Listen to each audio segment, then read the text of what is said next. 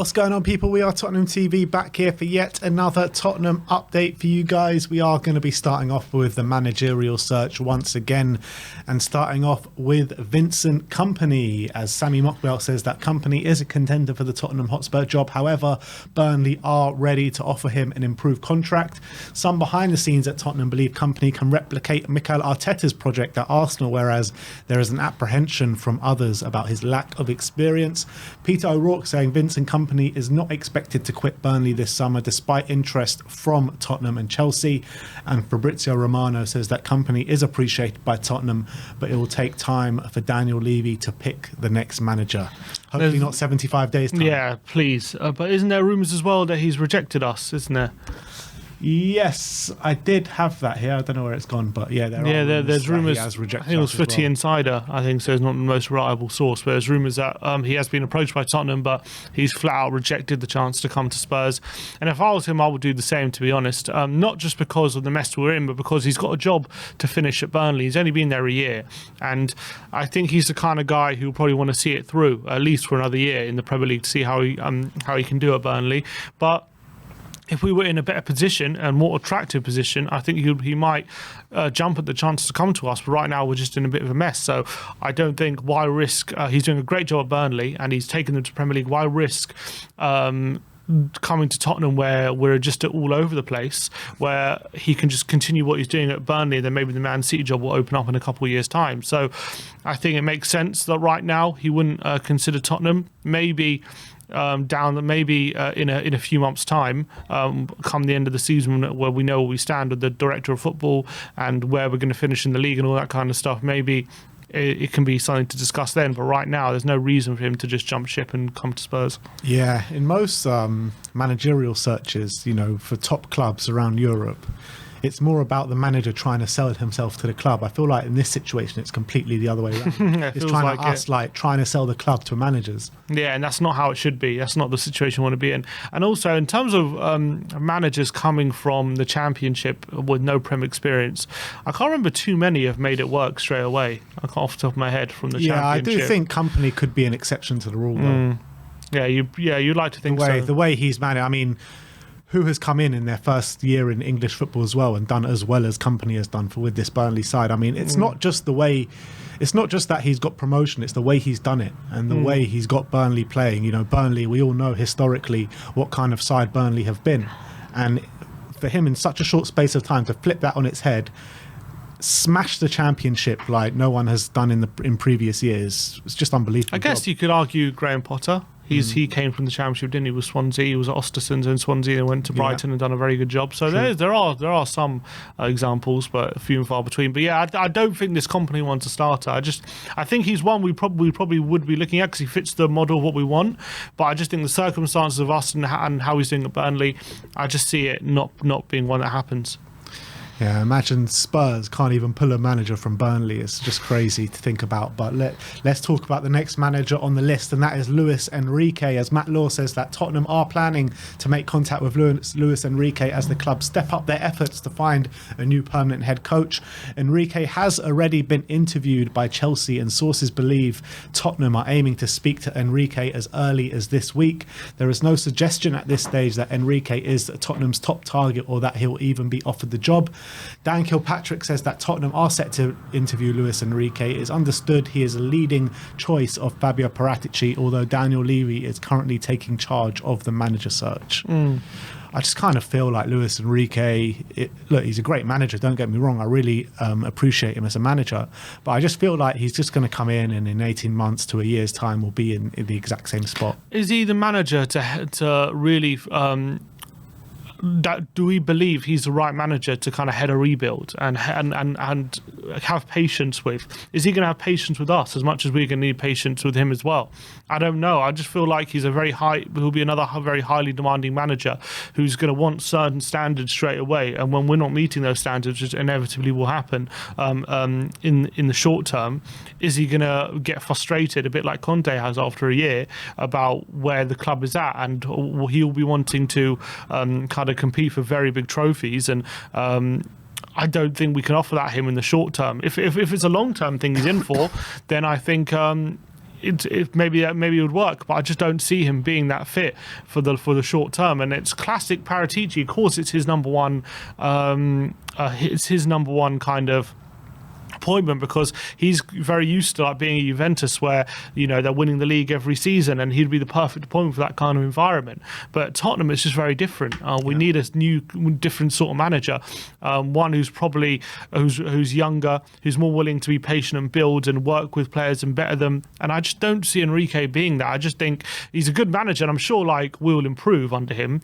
But whether it'll last the distance in terms of being a long-term project, I don't see it. Yeah, I kind of feel the exact same way. And as much as Enrique is a kind of young manager and he's still coming through, I mean, I just feel like he'll just be a lot more demanding, more a bit towards the side of like Conte and Jose were, as opposed to maybe what a Gnar Guzman or a Kompany may be. And he already said in an interview, he wants to join a club that's capable of achieving big things and competing for big things. And maybe we can be down the line, but he has to come here with his eyes open and know that it could take 2 or 3 years. And is he willing to put in that work? And for a project like that, I just see him being a manager who wants to be at a top job. I don't see him as a manager who wants to come to a team who's looking to build over a couple years. And if they're looking at Kompany, if the hierarchy were looking at Kompany because they thought he could replicate Arteta, well, Enrique's not the kind of guy who could replicate Arteta, in my opinion. It's a different kind of job. You kind of bring in Enrique when you're not really needing a project. You bring in Enrique basically when we sacked Poch. That's when you bring in someone like Enrique.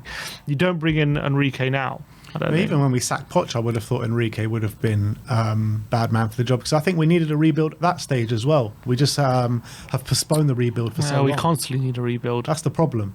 So anyway, let's move on. Next up, let's talk about Julian Nagelsmann. Sami Mokbel says that Nagelsmann is believed to have the strongest support at Tottenham Hotspur, but there is a feeling that Nagelsmann does prefer a move to Chelsea over Tottenham Hotspur. Surprise, surprise.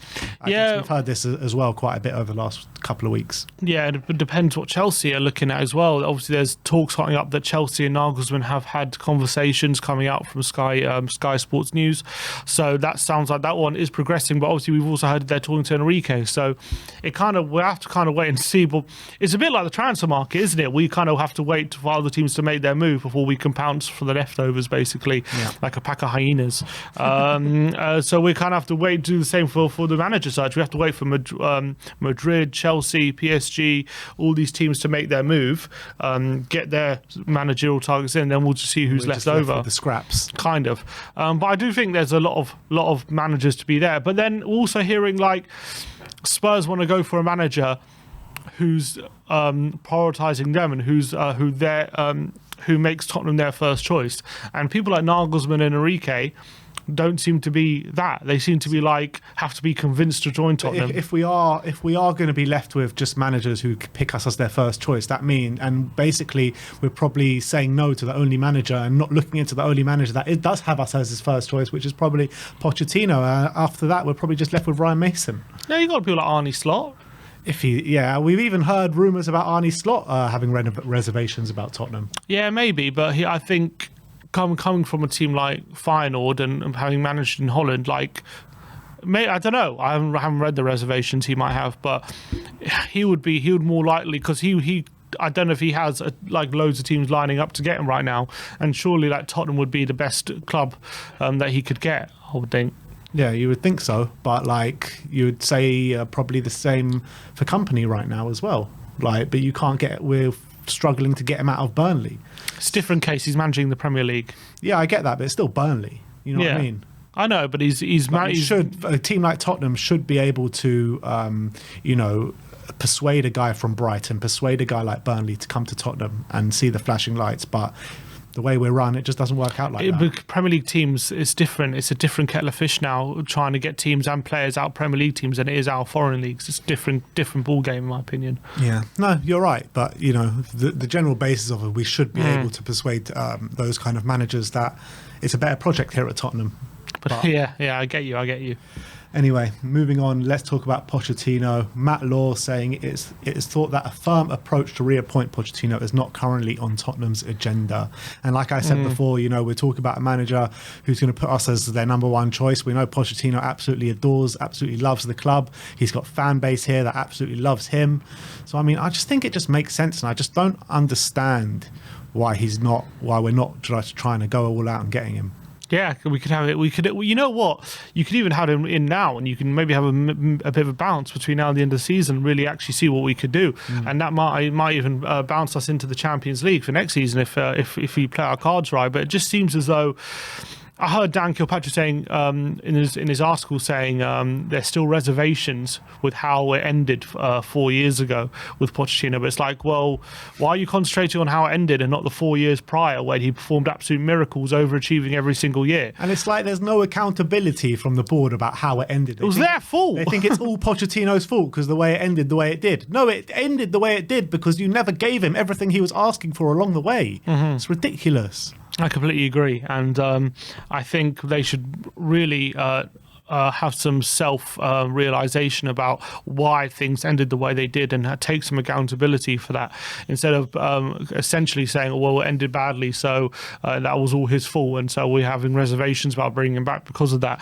I, for one, think he's still a top-class coach. I still think he could work in the Premier League. I think it gives an immediate bounce to the players and the fans, and I think it could definitely work. The only reservation is, I guess, are some of the players suited to how he wants to play and all that kind of stuff? Those are fair questions, but I think a lot of the players in the Tottenham Hotspur squad right now are not suited the way anyone wants to play.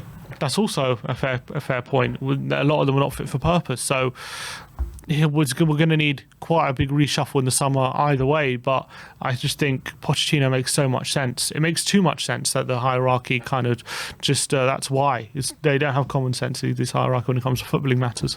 Absolutely. Let's move on to talk about a couple of players. First up, let's talk about Conor Gallagher. Graham Bailey of 90 Min saying that Tottenham, alongside Liverpool, Newcastle and others, are all keeping an eye on Conor Gallagher's situation. I mean, he struggled at Chelsea this season on the back of a really impressive season for Crystal Palace, wasn't it? I mean, would you want him at Spurs? I like him, but I would much prefer to go for someone like Maddison than Conor Gallagher. Although I do think Conor Gallagher offers a bit more off the ball than someone like James Maddison. Yeah. I do think that bookings off the ball anyway. Yeah, he makes tackles, he gets stuck in, and he's younger as well. But I just think in terms of quality right now, Maddison is levels compared to someone like Conor Gallagher when it comes to outside the box, in being incisive, creativity. Do you think he has that creative eye, Conor Gallagher? Because I haven't really seen that. I seem like a gritty midfielder that can put himself about in midfield, but I haven't really seen that creative edge from him. I don't see him get too many assists. What I do like, he has got a good shot on him, and he's quite good in the spaces just outside the box, like when it comes to getting shots off and maybe whipping crosses in. But he's not on the level, vision wise. I don't think he's on the level of someone like a Maddison in that kind of role. So if Maddison is attainable, I would look to him much more before I look at Conor Gallagher. Although Conor Gallagher, maybe if we've got someone like Pochettino, and there's a young English player who could be a squad player, like, it could be a good move, but it'd be a bloody expensive. Yeah, exactly. I don't think Chelsea will let him go to us cheap as well. So I just think he's probably a mid-table Premier League starter. That's how I see him. Yeah, he is very young though. That's the thing. Like, he can grow into 100%. Maybe a much better player than he is. But I kind of felt like where he needs to be right now is starting week in, week out for a club like Crystal Palace or that kind of level. But let's move on to the last bit of news for you today, and it's about Clement Longley. And Sport are saying that Tottenham defender Clement Longley is one of the players that Inter Milan recently asked about in a meeting between the two clubs. Please take him, please. Hope we gave him glowing reports. And sign him up now, I would say. In the meeting, but yeah, I'm sure Barcelona gave him glowing reports, that's for sure. Yeah, look, for me, Longley, I don't want him to stay next season. I don't think he's horrendous. I really don't. I think he's just an average defender, and I think we need to be better than that. That's what I'm looking for. Like, I don't think he's on the level of some of the terrible defenders we've had in the past, but he's just not an improvement, albeit either not an improvement or slightly worse than what we already have. And there's no point making that loan permanent when we're going to be spending money, when we need to be looking at massive upgrades, not just stagnating and stale players, especially ones who are off form and not looking like improving anytime soon. So I, for one, don't think it's worth signing him. Yeah, I completely agree. I mean, He'll be more suited to the Italian league as well, I think. yeah, he would be. I think he'll make a good career out of himself. I think there's just no point. There was just no point of us signing him. He's just exactly the same level, if not maybe a slightly bit better than what we've got. Maybe a slightly bit worse, but it's like give or take, isn't it? All the reservations basically that we had when we signed him have basically come to pass. Essentially, is exactly what you were worried about. Yeah, absolutely. So that is your Tottenham update for today. Let me know in the comments section below if you have any thoughts regarding any of the news stories we've brought to you today. Thank you everyone for joining. Like, subscribe, and comment. And as always, come on, you Spurs.